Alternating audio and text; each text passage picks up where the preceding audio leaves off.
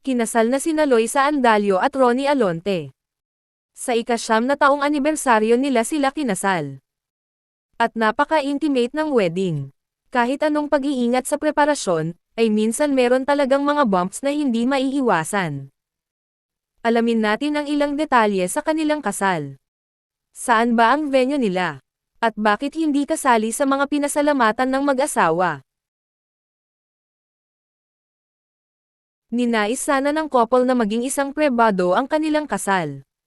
Hindi nila inanunsyo ang petsa at mga plano nila sa publiko. Pero noong November 26, 2025, nasorpresa ang publiko nang may kumalat na video kung saan ay kinasal na ang celebrity couple. Inakala pa ng iba na baka shooting lang ito, dahil 1 linggo pa lang nila inanunsyo ang kanilang engagement, at bago lang nagpaparinig si Loisa na kung pwede ay sa tagal ng kanilang relasyon ay ikasal na sila. Pero tunay na pala itong wedding at hindi film shooting.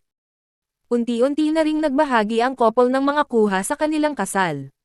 Sa Tagaytay Highlands raw ang destination wedding nila, pero tila nanas ang celebrity couple dahil ayon sa chismis, ay staff ng di pinangalanang resort ang nagpakalat ng video.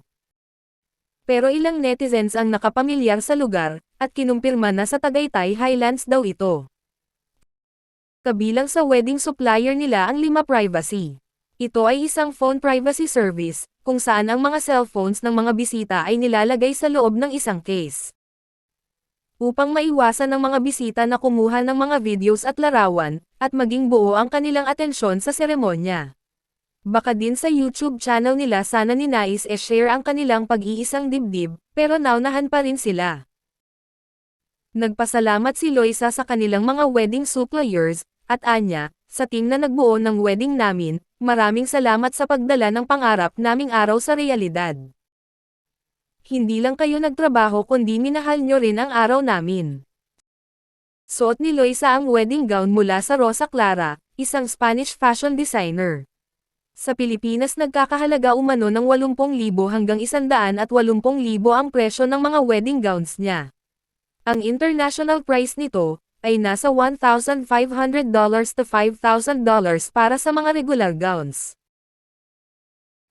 Sa bespoke ng groom naman ay si Paulo Lazaro ay hindi naman raw bababa sa 30,000.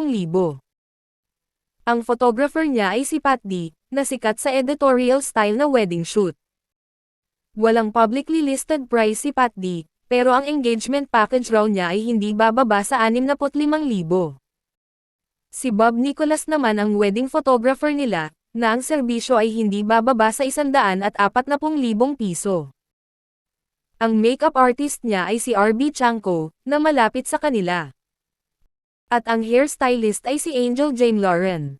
Ang planning and coordination naman nila ay Events by Miss P.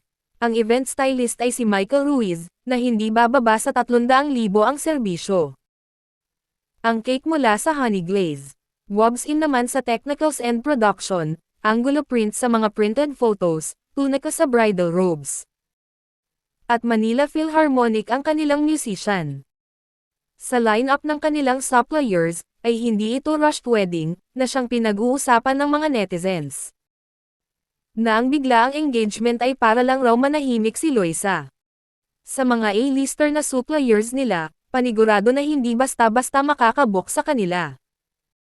Kaya ito raw ay isang planadong kasal, na ninais nilang esekreto muna. Pero biglang may panira. Minimalist ang style ng kanilang kasal pero bongga.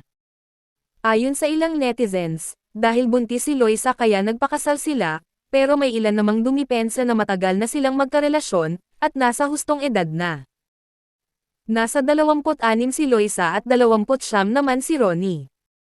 Marami na rin silang mga ari-ari ang naipunder, kaya kasal na lang ang kulang. Bilang celebrity, hindi maiwasang may mga nag-aabang kung magtatagal ba sila. Ayon sa ilang netizens ay baka 3 taon lang ang itatagal ng kanilang relasyon. Lalo na't may cheating issues na pinagdaanan sila. Masaya ang mga tagahanga nila dahil sila nga ang naging endgame. Sa batch raw nila ng mga artista, sila na lang raw ang nag-survive at nanatiling magkarelasyon pa. Pero may ilan na mas napansin ang itsura ni Ronnie. Kita nila na blooming at napakasaya ng aktor, Pero sa mapangmatsyag na mga netizens, mas napansin nila na masyado raw batak ang contour o makeup ni Ronnie. Gwapo naman raw ang aktor pero bakit ang kapal umano ng makeup? At bakit raw hindi nakasapatos si Ronnie at naka-Hermes ito na tsinelas? Ito na ba raw ang bagong fashion?